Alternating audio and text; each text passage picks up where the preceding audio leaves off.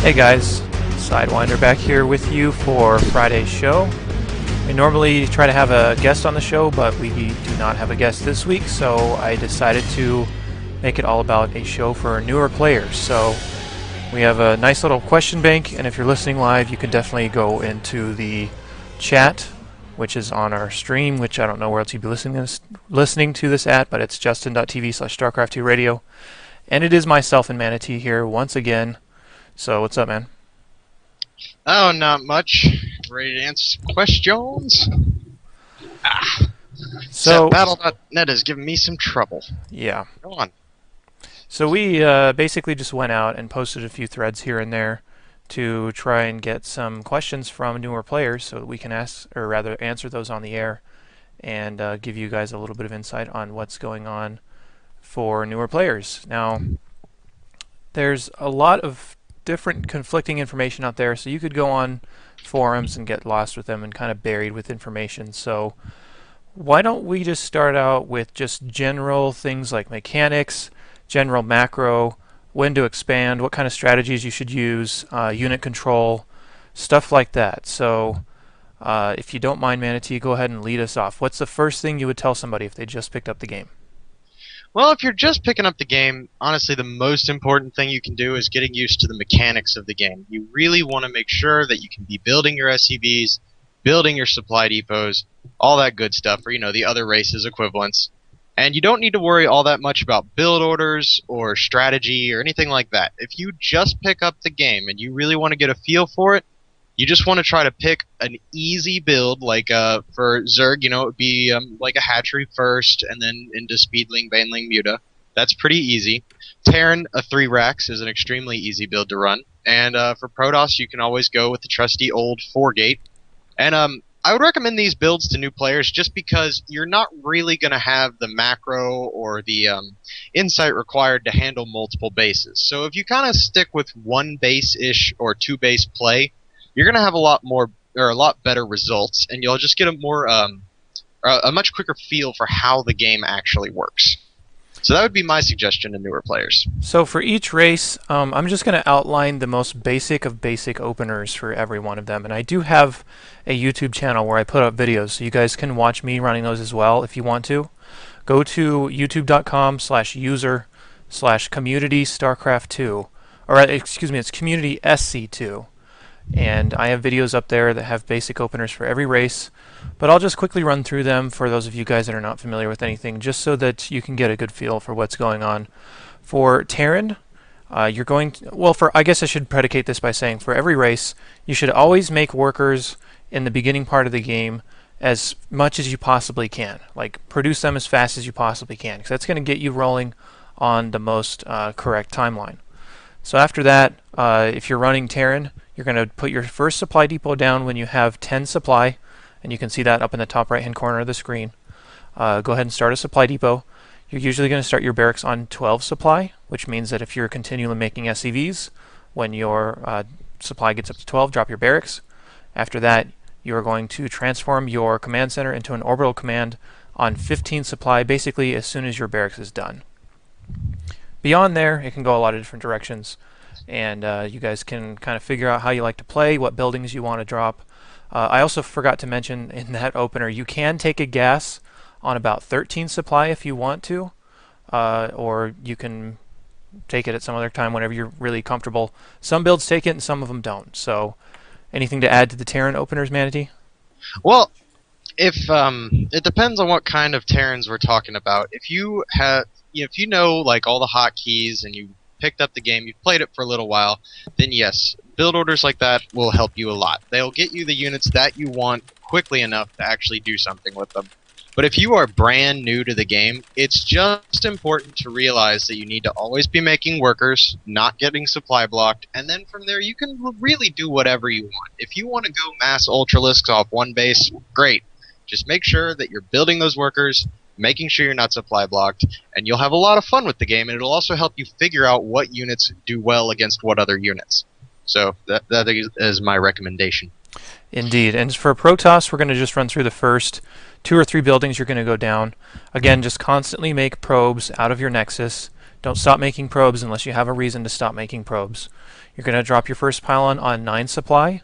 Your first gateway is usually going to go down on 12 or 13. It depends on if you chrono boost your nexus to get a few probes out faster. So 12 or 13 gateway, gas right after that as soon as you can afford it without stopping probes, and then you're going to take a second pylon at about 16 or 17 supply. And you want to typically go gateway, cybernetics core. You don't want to open forge unless you know why you're opening forge. Like your best way to defend your base is really just with units and rather than just static defenses. Static defenses are actually a very newbie mistake to make. A lot of new players will just they feel so threatened by the fact that they're playing on the new scary online realm, and they don't want to die to really early attacks, so they'll just overcommit to static defense. And if you are a new player, don't fall into that trap. Make sure if you're building any static defense, it is very minimal, and you really want to just focus on getting those units, because units will win you the game. Static defense will not. Yeah, indeed. I mean, it's not as if your opponent can somehow mine faster than you and thus make more units than you can early in the game. So you shouldn't be too afraid to just use your units to play defense if you need to, or you can use them to play offense. But the point is that if you're putting down static defenses as any race, those are units that can't go kill your opponent. So if you can invest that in something that's eventually going to help you in more than one situation, then you're much better off that way. As far as Zerg, your guys' openings should go something like, and this is going to be a little bit different. You basically just need to start drones as soon as you have 50 minerals up until you have 9 supply. You're going to make your Overlord, start your 10th drone, and then once your Overlord is finished, keep droning up until about 12 or 13. And at that point, you can take your spawning pool, you can take your gas, or you can just go hatchery first on about 15 supply. It just depends on what you're most comfortable with. So don't grab a pool right away because that really hurts your economy unless you plan on rushing Zerglings in there really fast, which a lot of people do. But if you want to get more experienced and get better at the game, it's better to just follow more economic builds instead of just run Zerglings in and try to win. Well, if for Zerg players, a lot of the time, Zerg is by far the hardest race to just pick up when you're brand new to the game. Once you have a decent grasp over the game, Zerg isn't any harder than any of the other races. But because they work so differently than the Terran and the Protoss, you can kind of get lost, and Zerg is based a lot around when you get units and how you get there and when to build drones and all that good stuff. So just a good basic rule, try to stick to Zerglings and Roaches if you and maybe go with some Mutalisks if you're worried about anti-air. Just make sure that you are getting very basic units and you're just making getting drones when you feel safe. After your opener, and as pretty much any race, you can go in whatever direction you feel comfortable with, but you still need to make sure you're constantly making workers and then spending that money on units, preferably. If you can spend it on units, that's great. If you can spend it on other buildings that are going to allow more powerful units to be unlocked, that's also great. Just be sure you're not building up a whole lot of resources, because if you are, those are resources that you could have in army, but instead you have in nothing. So, well, a lot of new players, they die when they have 3,000 minerals in the bank, and just like Sidewinder was saying, make sure you realize that those 3,000 minerals could be units, and the way you get to those units is through proper timings, proper build orders. But you don't really need to worry about all of that. Just make sure if your money's getting high that you spend it. It doesn't really matter on what until you get used to the game. exactly. And if you are banking like 3,000 minerals, that means you could have had 30 extra zealots, or 60 extra marines, or 120 extra zerglings. So if it's just sitting there, it's not going to help you win the game. You can understand if you're at 200 out of 200 supply and you're building up resources, but usually you're not going to get that far in the early stages of the game. So just worry about spending all your money and worry about mining as much money as you possibly can, which basically gets down to our next little point about when to start expanding. If you're Zerg, you can expand really early, and you kind of need that so that you can keep up with your production. The other two races, you can expand whenever you feel comfortable. If you can expand and not die because of it, then that's perfect.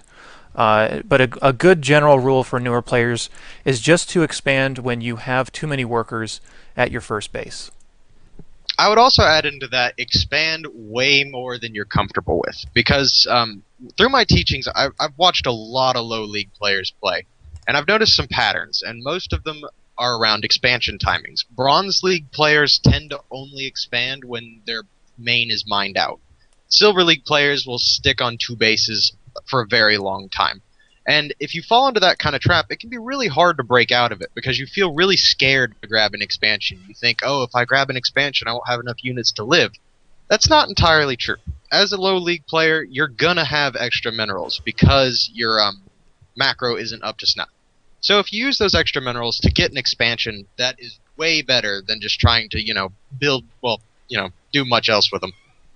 Yeah, and just going along with our whole get as much money as you can and spend it, the only way you're going to get more money than your opponent per se is usually just to have more bases than them. And you're going to want to keep making workers and make more bases until you're fully mining off of 3 bases.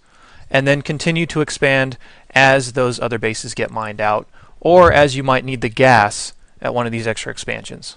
So you can tell if you're mining with too many workers at one base, if your workers start to float back and forth between mineral fields and aren't actually mining. That'll be a good indicator to say you have too many workers here, you need to grab a new base and transfer some of those workers out of there to the new expansion. So just try to get up to 3 fully mining bases full of workers before you stop your worker production, unless you have some other reason to stop worker production. Because what I'll see a lot from lower league players is they will take a base, they'll get about 18 workers or so at their main, and they might grab an expansion, they might not, but then they just won't make workers for a really long time. So their economy will stay just flatlined at the exact same rate. And that doesn't mean you're making more army faster, and if your opponent was doing that, then they would just come and kill you just because they have more stuff. I would actually go so far as to say if you're below gold, don't ever stop making workers because usually you will be behind in the amount of workers and you're not at the point where you need to worry about capping out your supply on workers. So just every couple of seconds, make sure you're making a worker. If you're not making a worker, fix the problem. Exactly. Beyond that, you're getting more into stuff like what strategy should I be using, how should I be controlling my army that I choose. You should really just spend the time on the ladder getting used to making units and then kind of figure out how they interact with one another. So like you can assume the basic things like flying units can't be hit by units that don't shoot air, stuff like that. So you can go and practice games or play against the AI and try to figure out what is going to basically work the best for you, how different units work and how they interact with their opponents or even with each other. So that's kind of stuff that you're just going to either figure out or you can look up builds online. But if you're just barely starting out, I would worry about just making stuff first. hmm And also, it's worth noting that in the lower leagues, a lot of the times the game comes down to one big attack because people aren't very comfortable with doing harassment or any kind of multitasking. So they'll just build up a big army, and then when they think it's a good time to attack, they'll just attack move towards their opponent's base. What this means is it's really predictable if you're playing against a lower league, or if you are a lower league player, you can almost guarantee that they are not going to attack you for a very long time. So if you go in their scout and you see that there's 2 bases, you can pretty much gather that they're going to be gearing up for one big attack at some point. And until that attack comes, you can really be free to do whatever you want. You can grab extra tech, which is things that require gas, is what is considered tech. You can grab extra bases, you can put up extra production facilities, you can do all of this stuff because you can almost count on your opponent not attacking. And the reason for that is a lot of lower league players aren't very good with scouting, and they don't know when is a good time to attack. Agreed. Well said. So I think now that we have kind of that basic summary for all you absolute beginners, we're just going to jump into some questions that we received in some threads, or if you guys have any, definitely post them in the chat. Maybe our discussion will inspire you to post stuff in the chat or whatever, so feel free to interact if you are listening to this live. We're going to try to just go one race at a time, so we'll start with Terran, we'll go Protoss, and then Zerg, and I will just read the questions that I had for each one of those races, and we'll answer them to the best of our ability. We may not be able to give perfect answers every time, just because some of the questions could be like super long-winded or overly complicated. So, Manatee, I think you had a thread up for newer players on your Terran side. Do you have any questions out of there that you can pull that you think would be good to discuss? Well, actually, BattleNet isn't letting me search for the thread, so I'm having a little trouble finding it. But I have found a question that is pretty common. It's about late game TVT. And this is more a question for people who are, not very beginners, but it's a common problem. The question is, I really get stuck during late game. I have no idea what to do because an opponent can get 1,000 turrets and I can't drop. Both of us have 3-3 bio with tanks and Vikings, and then it's a stalemate. What do I do? Well, in a lot of those stalemate situations as Terran, you have to find a way to get a good position on your opponent. Regardless of how you do that, there's always going to be a way that you can exploit a weakness.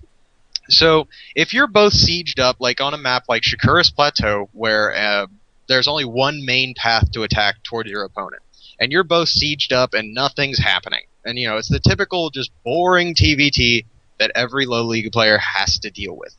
If you get in that kind of situation, it's okay to go a little crazy. You can start doing things like nuking. You can get battle cruisers. You can get these big, weird units that you just typically don't see, because in those stalemate situations, you're free to expand to the entire map. And when you have that power, you can really pull out any trick in the book.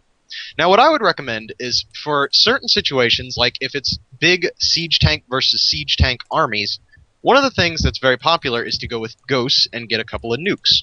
The nukes aren't there to make or to kill the tanks, but they're there to give you an opportunity to attack. And that's what being in a stalemate is all about. You want to find a way that you can attack and do significant damage. So what a nuke will do against the tank line is it forces them all to unsiege. And as soon as you see that unsiege, you can press forward. So it's just looking for these little kinds of advantages. Or if you see that your opponent has, like, say, a lot of Marines, medevacs, and tanks, but they don't have a lot of Vikings, then you can go for something like battle cruisers and start working on your upgrades.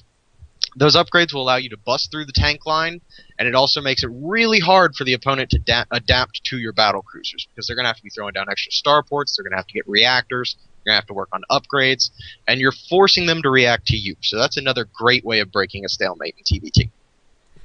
Okay, sounds good. And I did send over that thread that you had via our Skype connection here, so you can take a look at that if you want Ah, and thank you. pull questions from there.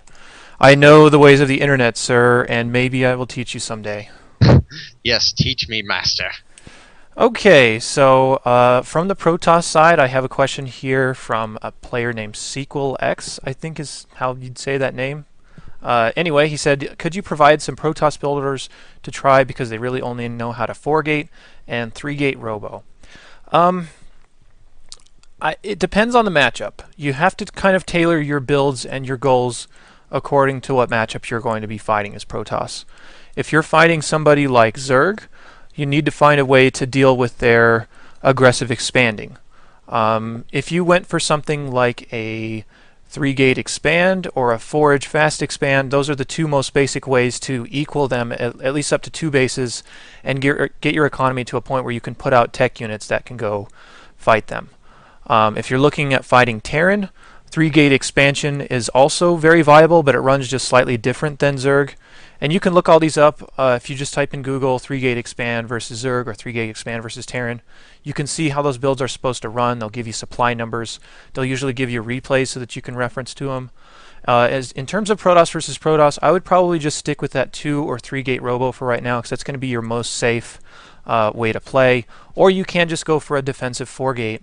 And not really attack with it, but just kind of stay safe in your base for a little while, and then maybe move out when you're comfortable or start teching or whatever. So those are 3 really super basic builds I would use for each matchup, so definitely go ahead and look them up if you can search for them. So that should answer that one. Let me jump over to Zerg here really quick. This is going to be a little bit of a tougher one here, man. You're gonna have to help me out with this, but a poster Alrighty. says, what's a good macro or multitasking drill that they can use? A good multitasking drill you can use is just to go into a game and not worry at all about your micro or your positioning or whatever. Just throw all of that out the window. And this is for a Zerg player, correct? Yes. Okay, well, what you're really going to want to focus on as Zerg is just hitting your larva injects every time right on the money. A lot of Zergs have this problem where they get too many minerals and they have no idea how to spend them. And that's because Zerg assumes that you're getting every larva inject perfect. So a good drill you can do is go into a game with a computer AI or just with a friend. Just let them or have them let you expand a whole bunch, and then just drill every single larva inject, and then just keep throwing units at them. If you do that, you'll be able to keep your money much lower than usual, and you'll just be better off. And if you throw out all the other decision makings in the game and just really focus on getting that one aspect down, you'll notice a huge improvement in your play once it becomes just a reaction instead of a thinking process. So, as for specific drills, yes, just go into a game with a friend, make sure you have a lot of expos up, and just try to nail every single larva inject. There's also a series of maps, from what I understand, named Macro or Die that you can search on the on Battle.net. If you just go to create a custom game, type in Macro or Die. That's a way that you can test your macro skills, and if your macro starts to slip, the AI will kill you. So it's a way to practice your macro that's fairly unforgiving, but if you are good at playing that custom game, it'll help you out in real games in terms of being able to hit larva inject, spend your money, have a high supply count, whatever. So that's definitely something I would check out as well. So Oh, and it's yes, also worth noting for Zerg, you will need a macro hatchery at some point. Don't be afraid of putting down that macro hatch. A lot of Zergs that I play with will get that typically once their second base is fully saturated. So when their natural is fully saturated, they'll grab their macro hatch, and then they'll grab their expansion afterwards. indeed. So we'll go ahead and swing it back around to Taryn. You got anything else for us? Yes, I do. Okay. This is from Walker. He says, I just played a game against Zerg and I couldn't really do anything. I was able to expo, but he didn't harass at all. I tried to push him and harass myself, knowing exactly what he had, kinda, but I couldn't do anything about it. And when he harasses me, I'm never as prepared as I need to be for it. I tried harassing with Hellions, he killed them. I tried harassing with a drop, he killed it. And when he harassed me, I had like 2 turrets up, but he killed them with Mutalisk. Any advice would be awesome. I kind of paraphrased that last part. But basically what Walker here is asking is how to effectively harass a Zerg. And the best way to do that is to know when their third base goes down and to really try to punish that third. And whenever you do an attack on the third, do a drop in the main. It requires a lot of multitasking, but if you can do it properly, you're guaranteed to do damage. Now also, you don't want to be overly aggressive against Zerg, which it sounds like is Walker's problem. If you're overly aggressive in any matchup, you're going to be losing a lot of units. You might have your macros slip a little bit because it's very hard to micro in like 3 different locations at the same time while still keeping your macro up. Even high Masters League players have trouble with that. So I would just say, make sure that you're harassing but not losing the harassing units.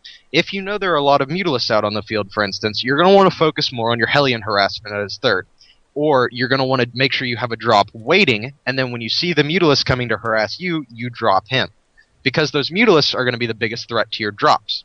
But they're not as big a threat to Hellions, because Hellions are actually faster than Mutalisks. Mutalisks can catch Hellions based on terrain, like whenever a Hellion has to make a turn, then the Mutalisk can attack it. But otherwise, it's a lot safer to go with Hellion harassment. So, as far as base defenses go against like Mutalisk attacks, you really have to base that on how many mutas you see at a point in the game. If you go into a Zerg's base with your Hellions and you see that he's got a lot of Banelings and a lot of Zerglings, but he doesn't have that many Mutalisks, you can skate by with just 2 or 3 turrets, just total. But if you see that they're foregoing making a lot of Banelings and instead really getting their Mutalisk count up, you're going to need to start putting those turrets in pods. A lot of people will try to like line their base and make sure every inch of it is covered in turrets so they can't take any damage. That is absolutely not what you want to do. Turrets need to dissuade the Zerg from coming into your base. If they can find a hole and maybe kill a tech lab or a reactor, that's fine. It doesn't really matter. But if they can get into your mineral line, that's a different case. So with turrets, what you're going to want to do is you're going to want to keep in mind where can the Mutalisks come into my base, and how would they leave my base once they're in it. And if you know those two, or if you know the answer to those 2 questions, you can place your turrets accordingly and really dissuade Zerg from even trying Mutalisk harass at all. Sounds good. I agree. Now, I'm sorry. I'm kind of looking for new questions as you're reading those off. So I would add to it, but I'm sure you covered it just fine. Well, it looks like we have a question from the live chat about Protoss. Indeed, I'll just go ahead and grab that one, and then we'll jump back into the thread for the next time around.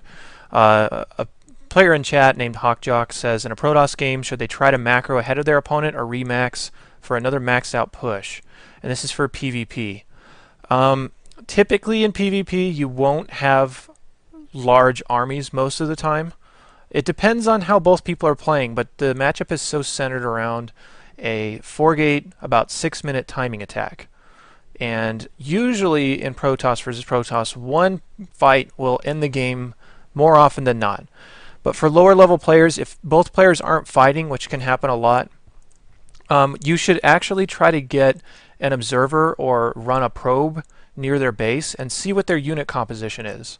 So if you're running super late game and they have like 9 Colossus on the field, they're probably not going to have a ton of Stalkers to support that. So you can get a gate, or rather a Stargate, put out either Phoenix or Void Rays, and you can counter that. Or if you see a lot of Stalkers, for example, you can put out a ton of Immortals because Immortals beat Stalkers. You just kind of need to figure out what your opponent is using. Try to beat their unit composition, and of course keep your macro up and stuff like that if you're getting into super long games. But most of the time, Protoss matchups are so awkward and so lopsided in terms of their own units fighting each other that if you can just beat them in terms of their unit composition in the late game, you should just be able to walk over them. So it's a combination of their units having a ton of health and a combination of their units just hard countering each other pretty badly in a straight up fight. So yeah, that's what I would look out for in a super long PvP game. Just try to beat your opponent's unit composition, and of course, if it's a super long game, keep your expansions up, keep mining. But if it's, I wouldn't get used to playing too long of PvP games because they can often end really early to just one fight. So I hope that answers your questions, and if it doesn't, you can post more in the chat. Good answer. It is kind of weird how little PvP goes to the late game. I'd love to see some more late game PvP, but it just doesn't happen. There was an interesting PvP, if any of you guys have a subscription to GoemTV.net, between two players in the team league. It was Creator, who's from Prime, and he fought Startail Ace. And Creator actually got away with a 1-gate expand. And that only worked because he made his opponent think that he was going to go for that 6-minute, about 4-gate timing attack. So his opponent just sat in his base and he was able to get away with an expansion. So there's a lot of different ways that you can play PvP, especially in the lower leagues. But I would just be making sure you're planning on about that 6-minute attack. If that doesn't come, just get over there with an observer or a probe or something, scout them out, see what they're doing so that you can react appropriately to it. If they've expanded, expand.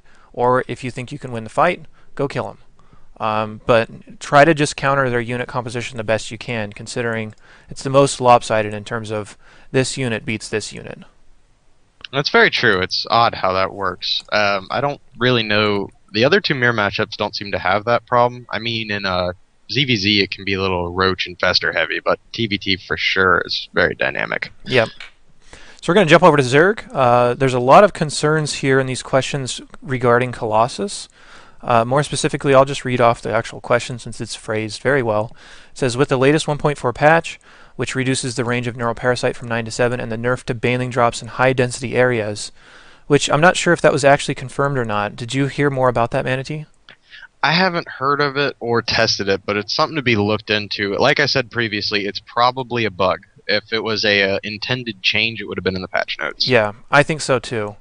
But it says, how do you think Zerg players should go about dealing with the inevitable Colossus death ball they're bound to see soon in the metagame? What I like is I actually like Mutalisk play because it functions very similarly to how drop play against Protoss works.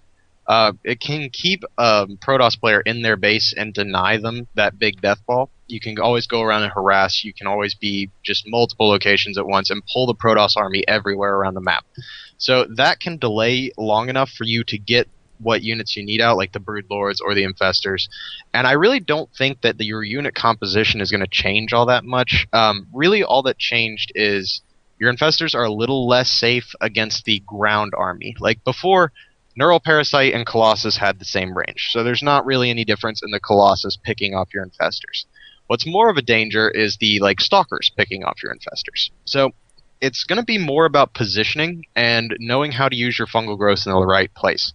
Because if you can fungal growth the stalkers in place long enough, then you can neural parasite the colossus instead of just going straight for the neural parasite on the colossus and then relying on those units to do your job for you.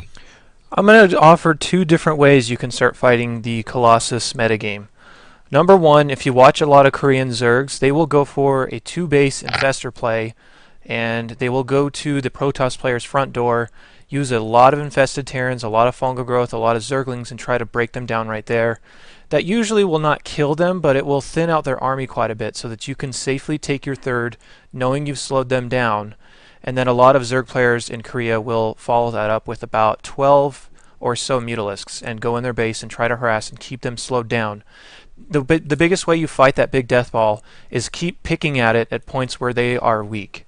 So that's like right after they set up their forge fast expand, about 8-9 minutes, and it's trying to harass them, slow down their economy until you can eventually just overrun them. If you have to fight Colossus death balls straight up, just face to face, your best real bet is the fact that they don't have anything really that kills roaches all that well unless they have a lot of force fields. So if you can get a few fungals off and just fungal those sentries enough until they're dead, which I think with the new patch, and I believe it was the same with the old one, it's 3 fungals will kill sentries. So if you can eliminate those force fields by some measure, you can usually overrun those Colossus-based armies with a lot of roaches, unless they have 10 Colossus, then you're not going to get through. You can still try to get Corruptors out, but again, you need to thin out their support if you're going to try and do that. So Fungals will thin out their support quite a bit, or at least weaken it before your Corruptors go in there and they don't just die to, Void Rays or Stalker Fire or whatever. So there's a couple of different ways of doing it. The most effective way is really just to keep picking at them and keep fighting them a lot. If you see them start to get Colossus out early, just be aggressive. They can't move out with those Colossi until they get about 4 or 5 usually.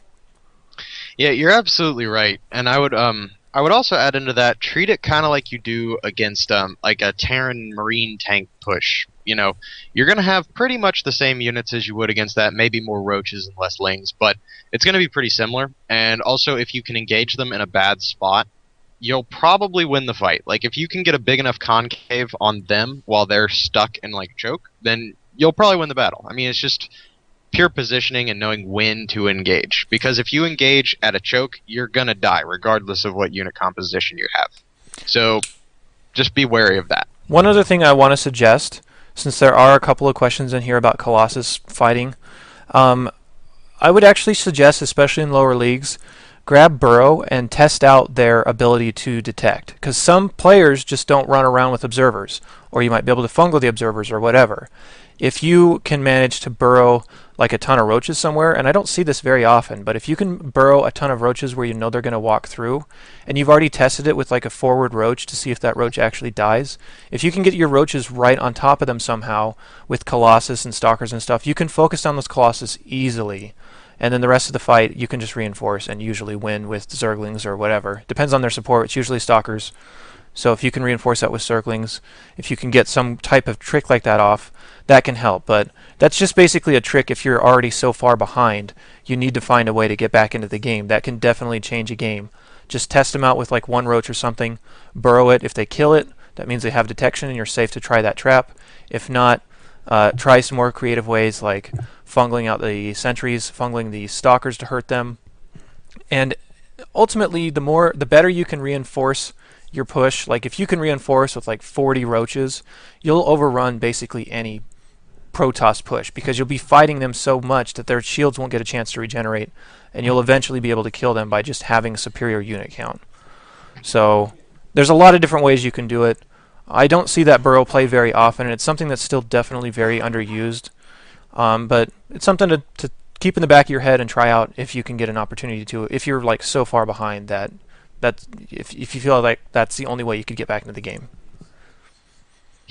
It's best to usually avoid those situations in the first place, but absolutely make sure that you try out new things. That's what this game is about. Exactly. If something got nerfed, then it probably got nerfed for a reason. And I don't think that the reduced range on Neural is going to make all that big of a difference in how infestors are used. It just makes them a little more risky. So if you can nullify that risk by having good positioning or good unit control, then you'll still have the same results as you did before.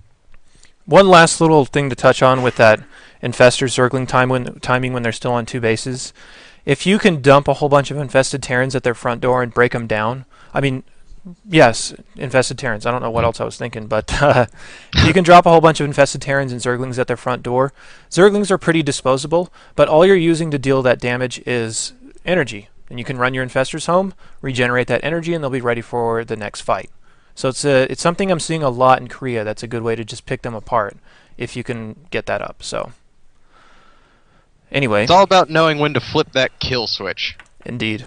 Or it's more so just a nice little timing that Zergs have against Protoss right now, and it's not meant to kill them. Like I said before, you can kill them.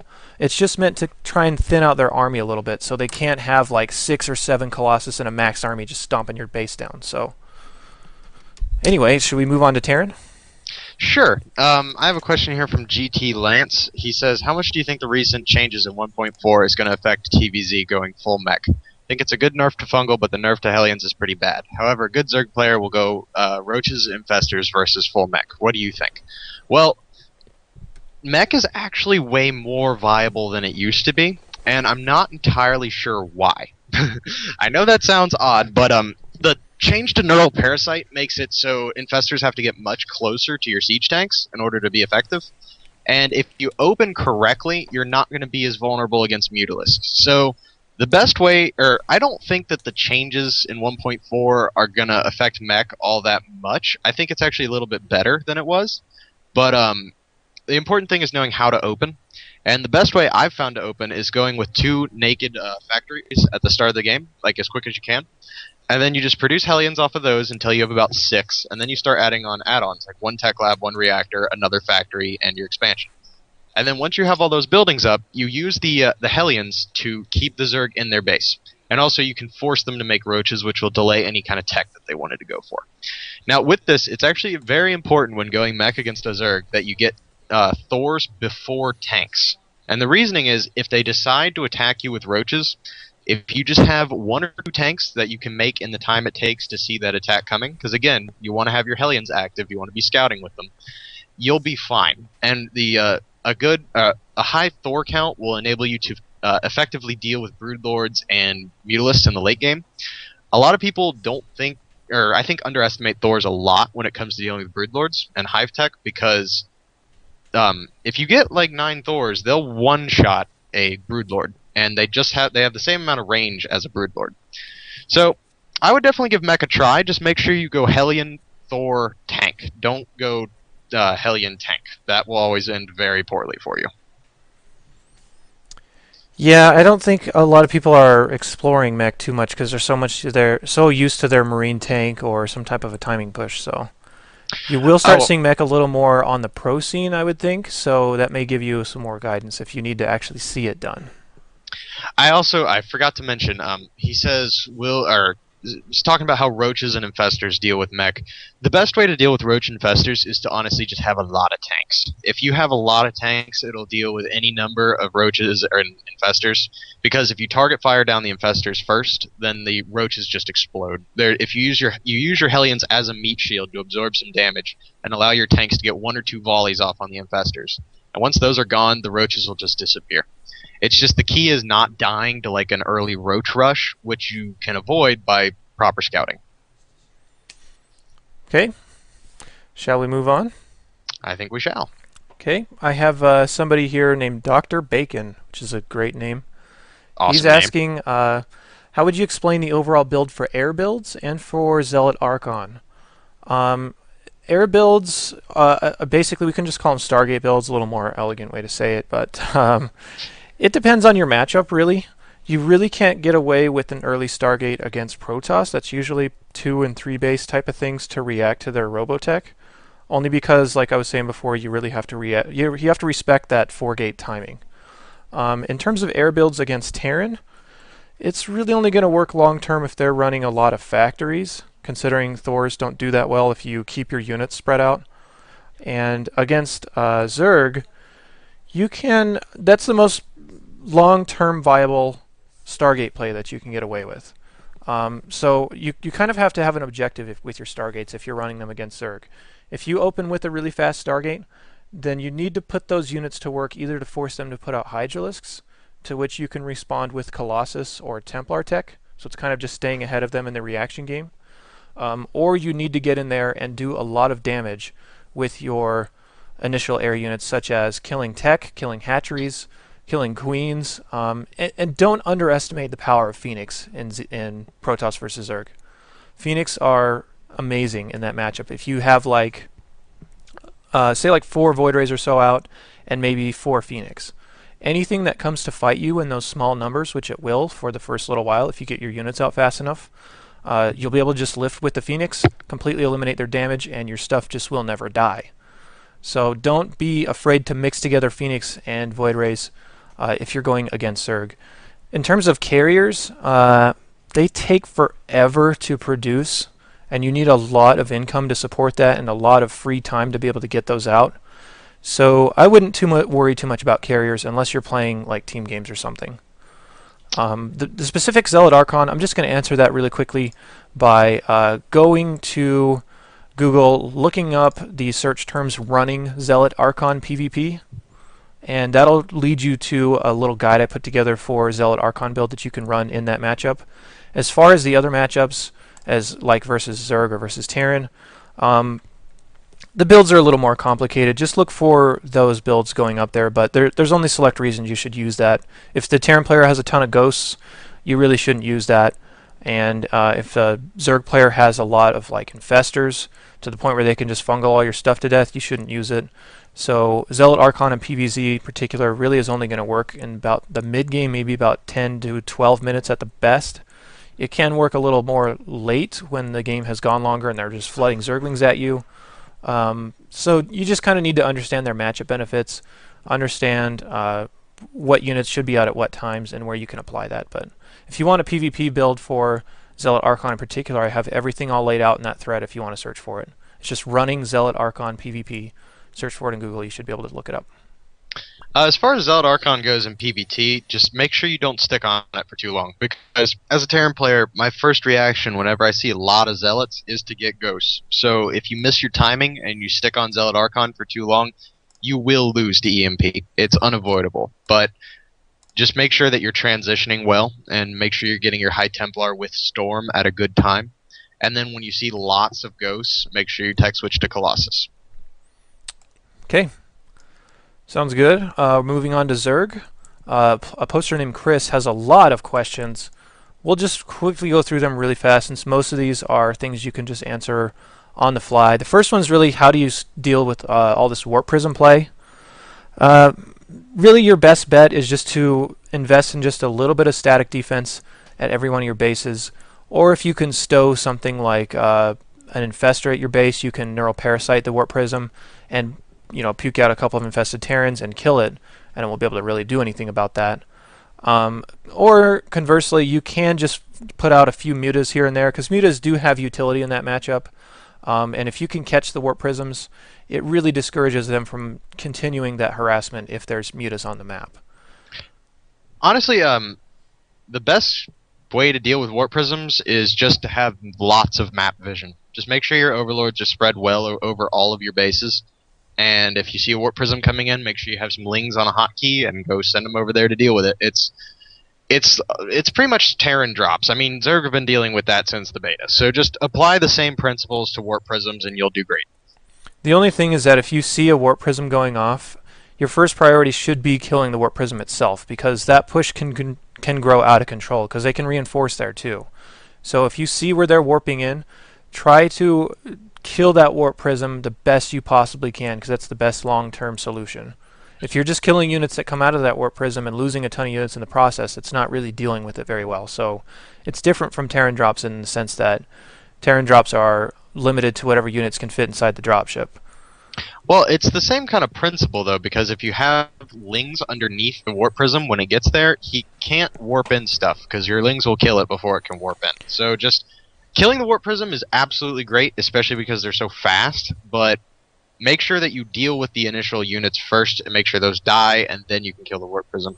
Well, you can also load units inside the warp prism too. So if you're relying on only Zerglings, they could just drop out all their payload, kill your Zerglings, and then start warping in, and all of a sudden, you know, you Well, have like 10 units in your base. that's why having map vision is important. Indeed. If you see the warp prism coming into your base, it's very easy to deal with. Like I said, if you just park the Zerglings underneath it, warp prisms function the same as medevacs. They have to drop a unit one at a time. So if they're dropping a unit one at a time into a cloud of 16 Zerglings, I don't care what they're dropping. It's not going to work.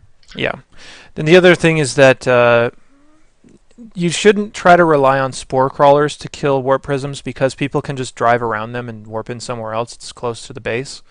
So don't think you have to put up like 8 spore crawlers at every base to prevent warp prism harassment. They're going to get that harassment off if they want to because they can warp in anywhere. They don't have to drop right there. And dealing just shield damage to it doesn't really matter because they can just heal that up after a little while. So don't invest in a ton of static defenses unless you really think that you need to. And if you do invest in just, anti-ground static defenses, you shouldn't put up tons and tons of spore crawlers just to try and deal with that. I do have a specific approach to static defense. If just make enough static defense to delay. You don't need to kill it with your static defense. You just need to delay long enough for your army to get there. So, as far as investing in static defense goes against Warp Prism, just get a Spine Crawler and a Spore Crawler, and then don't build anything else, because you just need the Spore in case they start warping in DTs. Spine Crawler will delay long enough for your units to get there, and you'll just be in a good situation. His questions go on to say, how do you deal with DTs at every expansion and all over the map denying thirds? Just get your lair tech up, put an overseer out, and run around with a squad of about 5 or 6 roaches, clearing out your potential expansion points.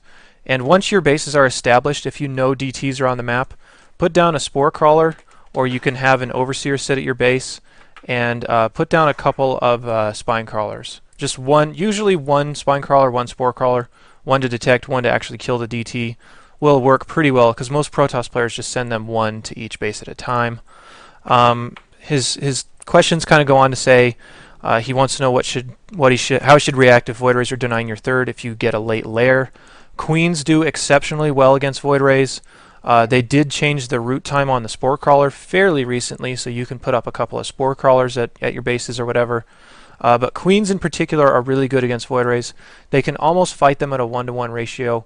And if you have a lot of Queens, you also have Transfuse on your side, so you can transfuse your Queens to keep them alive for quite a while. The important thing I think he's asking how do you prevent them from denying your third. If they're already attacking your third and you don't know the Void Rays are there, you're gonna lose the third. There's no way to hold that. So the best way to deal with them is to just scout that it's coming, and then you can react accordingly by getting a lot of queens. A lot of queens will they allow for transfuse, they're great anti-air, but they also allow you ridiculous creep spread. If you get like 6 queens early on, you can cover the entire map in creep within like 5 minutes. Yeah, and that's what I was just going to get to, is that the only real way you can get your queens around is if you connect your creep. So try to pay particular attention after your natural hatch gets started. Start a couple of creep tumors and get your creep spread over to where you want to take your third, so your creep is already there and connected by the time they could possibly have Void Rays out. Oh, Sidewinder, can we go into a little bit of how to scout out a Void Ray build, because this is kind of reactionary. I mean, it's you have to know that it's coming. So how would you as a Zerg player know that a Protoss is going for a Void Ray build? Well, the only real way to tell for sure is just to see their Stargate. And obviously for Zerg players, you should be sending your first Overlord to sit outside their main base, so that you can float it in a little later. If they're going straight Void Rays really fast, they're not going to have a lot of stuff that's going to be able to kill your Overlord. So even if you have to fly a second one out there and sit on the opposite side of the base, it's worth sacking 2 Overlords just to see that Stargate, as opposed to just outright dying to the Stargate. Yeah, of course. But I think another thing you can look for is their sentry count. And yeah, that can mean a lot of things, but if you see a really low sentry count, you have to know that that gas is going somewhere. So it's either going to be going towards like DTs, Void Rays, or some kind of crazy tech play, but a lot of the times you can tell if it's going to be Void Rays just based on their unit composition at the top of their ramp. If they're getting a lot of Stalkers, they're not getting Void Rays. The difference is that there's different ways that that Protoss players will expand against Zerg. If they go forge fast expand, uh, you're you're never going to know what they're going to be producing after that. Most people can even go with one sentry after that and be safe from most of your attacks. So just seeing one sentry, if that's all you see, that doesn't tell you a ton. Plus, their sentry is usually going to sit next to their cannons, and you don't want to be scouting there anyway because you're just going to die. So if they're going Forge Fast Expand, you just basically need to see the Stargate or get a good handle on how many gases they're mining off of. Because if they're mining a ton of gas and you don't see them spending it on anything, you need to assume Stargate or DTs, and both of them you can handle pretty well with Spore Crawlers anyway, so you kind of have that safety to begin with. But yeah, if they're going for like a 3-gate expand, make sure that at about the time they're dropping their Nexus that their sentry counts make sense. If you see them missing like 3 or 4 sentries and where they should be at the time, and the way it goes usually is they'll have a Zealot, 2 sentries. Then once their Warp Gate finishes, they'll have 3 more sentries if they're not going for anything like DTs or Stargates. Then that's when you should be worried. Get your Overlord in there and figure out what's going on, because they can't afford to pull those sentries back very often, because you could just do a Zergling counter and they wouldn't be able to hold it off at their Nexus. So ultimately, spotting something with your Overlord is the most foolproof way, of course. But if you, I always want to recommend people to grab an Overseer as soon as their lair is done. It's only 50 gas now. Overseers can scout really fast. They have a good amount of health. Just grab an Overseer as soon as your lair is done and get in there and see what's going on. I see a lot of Zergs dying because they don't scout. I would actually recommend get multiple overseers, especially with the reduced cost to overseers. If you suspect that they're doing really anything that can deny your third, just get like 3 overseers. They only cost 50 gas now. They're very cheap, and they always will have utility. You can always be contaminating something. You can use them to scout out their base. You can drop changelings. They just are such good units, and just investing in like 3 or 4 of them is a great idea. So do that. I know we're going to stay on Zerg here for a second, but this is the last Zerg question that we have in the thread, and it's from the same poster, so I kind of want to knock them all out in the same little one swoop. He says, is there any single viable strategy left for Zerg versus Protoss besides a 2-base all-in? Yeah, I was describing one earlier where you get fast infestors, and then you take your third and go mutas to try and thin out their unit counts, and if they're going Robotech, they won't be able to put out a ton of muta units, and your infestors will still have energy. But just respond to what you're fighting based upon your race. I mean, you don't have to go 2-base all in order to win. I mean, it's easy to do that, but if you can saturate a third and maybe even take a fourth just to get the extra gas, you'll have so much gas that you can get your hive tech out in a disturbingly fast fashion and basically go wherever you want. I mean, it unlocks your +3 upgrades, and since you're Zerg, you kind of just have to react to what your opponent is doing. So just decide what your opponent is, or rather figure out what your opponent is doing by using Overseers and that scouting information. Just do your best to react if it's going super late game, but you can still hit timings in which they won't have a lot of stuff out, where you can do a lot of damage, like 7 or 8 roaches if a Terran is taking a fast expansion, for example. Yeah, I would definitely say that it's not. You're not confined to 2-base play at all as Zerg. You have so many options because your units are so fast that you can delay any push almost indefinitely because of the threat of a counterattack. And if you go for something like drop capabilities or Nidus networks, you can increase that duration that they're stuck in their base even longer, because now they have another threat to worry about. And you can even use those later in the game, like you can Nidus to expansions you wouldn't be able to reach normally, or you can do Baneling drops on mineral lines. There's a lot of utility in that, and it also can help you in a main confrontation, like with Baneling carpet bombs. Okay, so let's jump back into Terran really quickly. We're going fairly over time, and I expected the show to run long, so let's jump through this. We'll grab a couple of questions from the chat. Just a couple more Protoss questions, and then we'll call it good. All right, sounds like a plan. All right, so I have a question from CG Flash. He says, my question is, do you know a build order for a fast ghost off of 1 base? If you're getting a fast ghost off of 1 base, it's usually kind of all in, but there is a build order you can go for that is just 2 reactor barracks and 1 tech lab barracks with a ghost. So it's basically a 3 racks. But you'd use this against Protoss, of course. You just get a lot of Marines, a Ghost, and then you push in right before they have any major tech like Colossus or anything like that. That will work on maps with a shorter rush distance, but I wouldn't recommend it on any kind of big map. But the build order for that is pretty much, it's just normal build up to 15, depot at 10, barracks at 12, gas at 13, 15 orbital.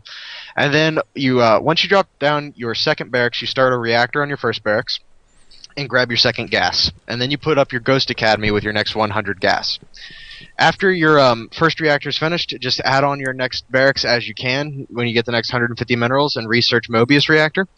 And then just produce a lot of Marines and get Stim and a Ghost. And then you just push out when you have Stim, a Ghost, and about 30 Marines. So I wouldn't recommend doing builds like that, but that's really the only viable one I know for ghosts off of one base. That's not like crazy or I mean that's still pretty all in, but that's not just like nuke rushing or something. I also have another question since that one was brief, if it's okay. Yeah. We got from MLT Guitarist, who is actually one of my favorite BattleNet posters on the Terran forums. It says, is it possible to hold a 3-gate Void Ray if you go for a 2-Rax FE, Tech Lab, then Reactor, not Reactor, then Tech Lab? Yes, it is, but you need to identify what you're going up against very quickly, and you also need to realize that you have to get a missile turret up and a bunker. If you don't have a missile turret and a bunker, you're just going to die. Now, the missile turret is not there to kill the Void Rays, it's to dissuade the Void Rays from attacking your front. Because what will happen is the Void Rays will charge up on a depot or a bunker or something like that, and then you're just kind of toast. So if you can pull SCVs, 4 SCVs to go repair the bunker with a missile turret up, you can hold that off going with that build. But as soon as you get a hint that it's going to be 3-gate Void Ray, like you see 2 gas, 3 gateways, and no expansion, then you really need to stop making Marauders. You should just go pure Marine, maybe even add on an additional barracks. Don't try to expand. Keep your command center in your base, building SCVs. If you have extra money, dump it on turrets and bunkers. So if you do that, you can hold it, and actually you can hold it pretty well. And if you hold off that attack, you're already at a huge advantage because you'll have your expansion up. The only concern that I have there is that some people are going 3-gate Stargate, realizing when they're not going to be able to break a Terran and then expanding behind it. So conversely, if you can find some way to ship units out of your base and just attack that army straight up, you should be able to win if you have a ton of Marines, because they'll be Sentry Stalker, and if they threw down a Nexus, they'll have like 2 Void Rays, and you should be able to crush that. So your next priority should be just getting out of your base. I forgot to add in, you don't want to tech to Starport really quickly. You want to get as many barracks as possible, because your Marine count when you go specifically, going for a Starport is a great reaction if you went like 1-Rax expand, because you'll have that quicker and you're not going to be lacking for Marines. But if you go for that particular build, a 2-Rax FE with a Tech Lab first, by the way, with a Reactor first, that's probably the safer way of doing that build, and you'll also have more Marines.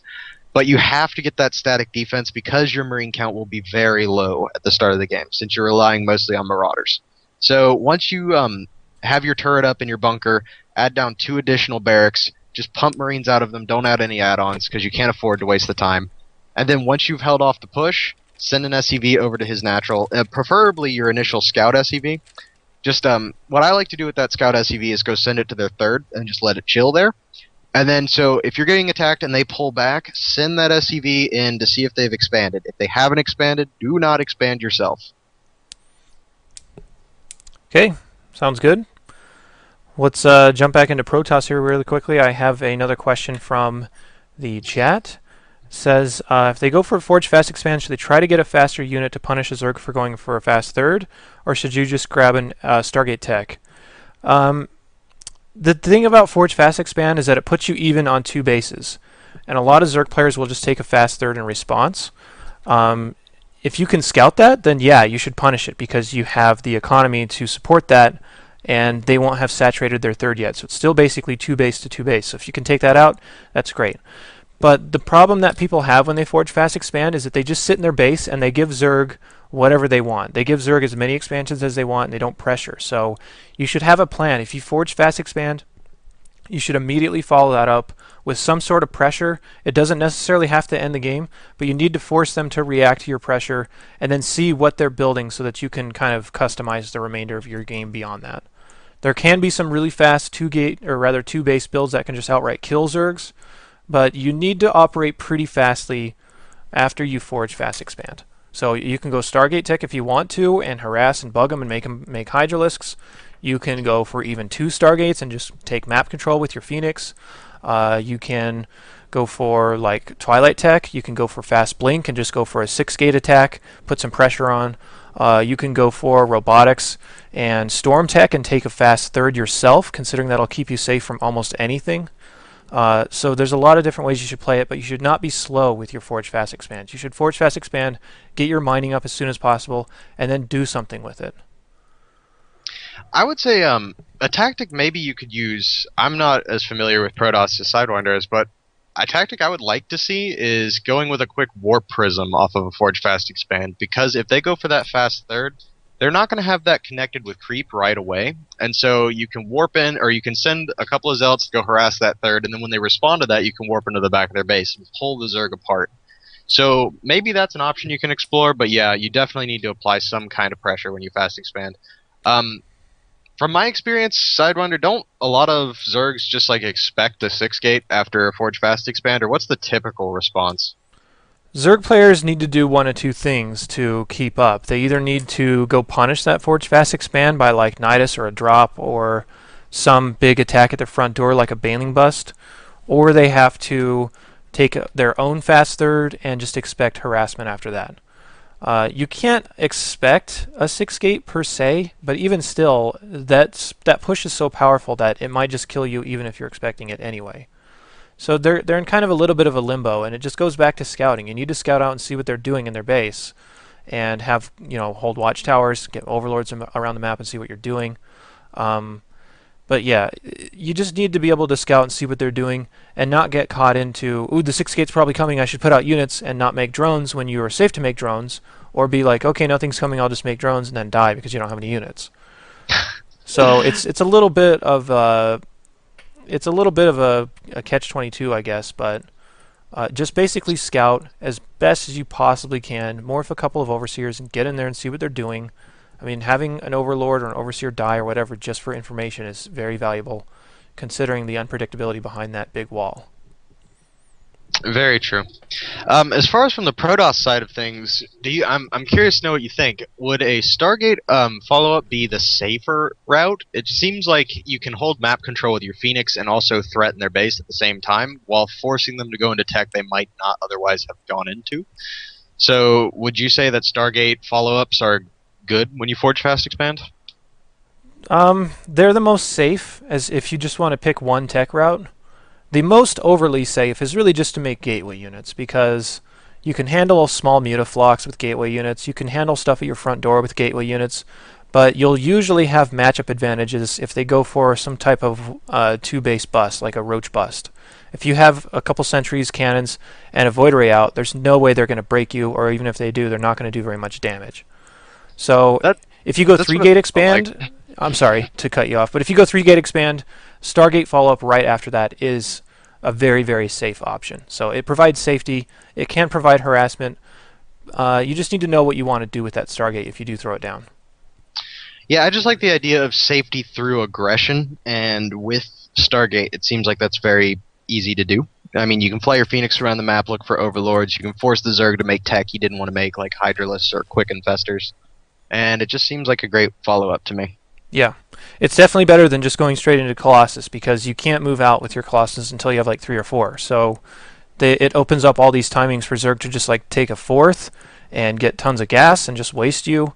It opens up opportunities for Zergs to do like that Infestor play and just drop a whole bunch of Infested Terrans at your front door, and you'll have like one Colossus out to deal with that, to deal with essentially like 40 Marines right next to your army. Um, so Oh. yeah, just going something for like straight for Colossi or whatever, that's super risky. But if you want to play a macro game after a Forge Fast Expand, grab an robotics, put out 2 or 3 immortals, get your Twilight tech down. Even if you just tech to like charge right away or blink right away, you can take a really fast third and be really safe, because if you have Twilight tech open, that's the most versatile tech route that you have. And if you get Storm up and you have immortals or Void Rays or whatever on the field, almost nothing will kill you. You actually Storm Immortal Zealot sounds like it'd be really powerful. I mean, you're protected against pretty much everything. Uh, Immortal Storm is one of the safest ways to play Protoss versus Zerg, because you can yeah. deal with mutas, you can deal with roaches like that, you can deal with Zerglings. If you have Storm out and they try to go Zerglings, they're just running all their units to their death. One Storm will waste Zerglings. It's actually kind of sad watching Zerglings die to storm. Nah, they deserve it. Oh, they do deserve it. The Damn little nasty little bugs. bugs. Yep. Oh, it's terrible. We're kind of running out of time. There was one big post from a player named Warlock that wanted to. He threw out like 7 different questions, and I just don't have the time to get to all of them. So I will Okay. respond in the thread. So if he's listening, I will drop that in there. Let's go with one last Terran question, considering Terran's OP and they need the most help and everything.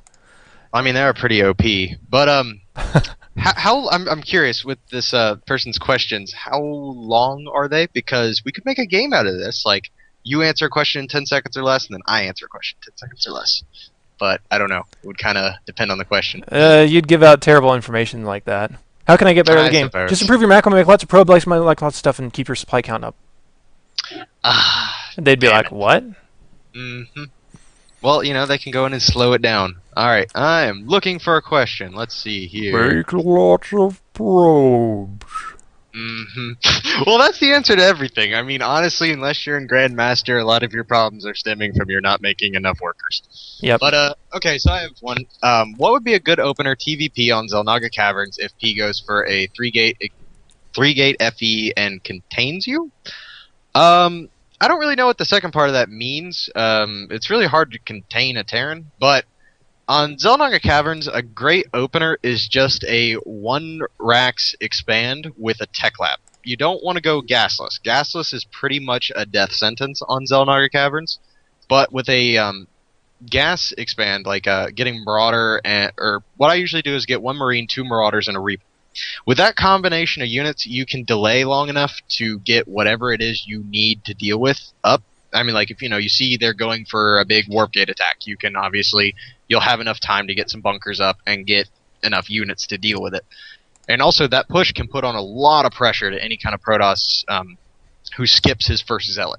You can kill off a couple of early units, and if you're careful with your unit control, you won't lose any of your own. Because at that stage in the game, the Reaper will allow you to pick off Zealots extremely easily. Marauders have slow, and so you can pick off Sentries, pick off Stalkers, ignore Zealots because you can kite them. So that's a great opener for that. And then as far as follow-ups go, I usually like to go with a lot of barracks on that map because 2 base timing pushes are extremely common. And the best way to deal with most of those is to just get up to 4 barracks as quickly as possible with upgrades, and then react from there. After your 4 barracks are up, start teching towards Starport, and then once you see what they're doing, you can either get Medivacs or get Vikings or Ghosts, depending on what you need. Okay, sounds good. We're going to have to wrap up the show here. It's running kind of long. I try to keep them around an hour so we can have fresh material for every show, essentially. So thanks you guys for listening to this show. We're just going to jump into our shoutouts really quickly and end the show. And if there's any people in these threads that posted any questions, I will answer them in text to the best of my ability.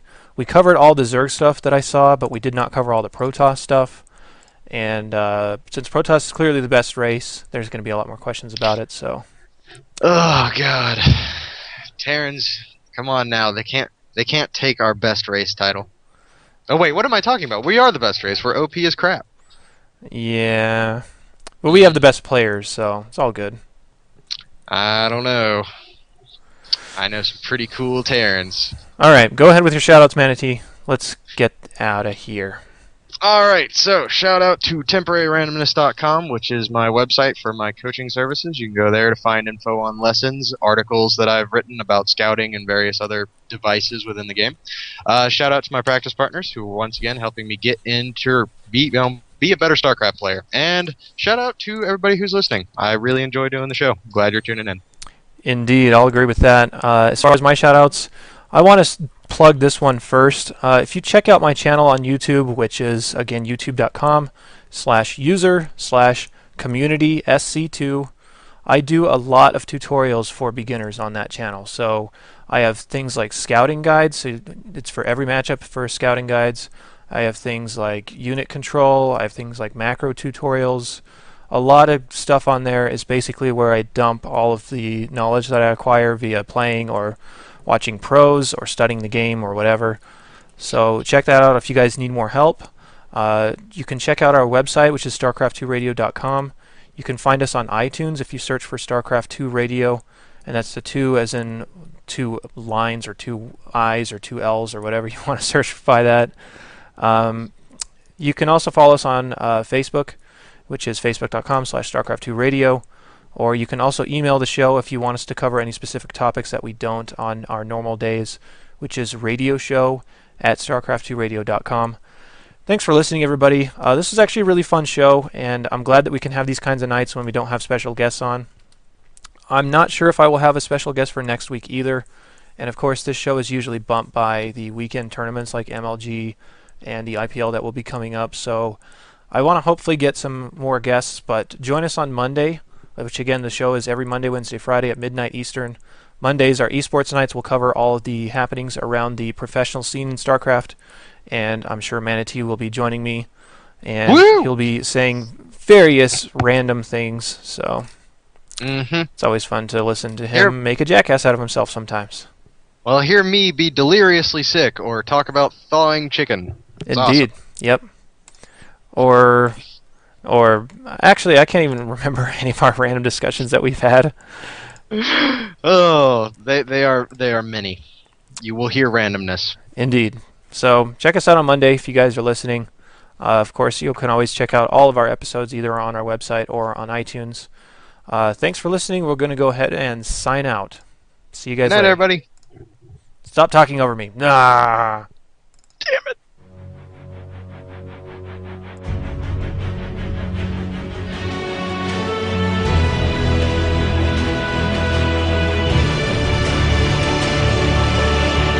Self-destruct in 5, 4. Uh-oh.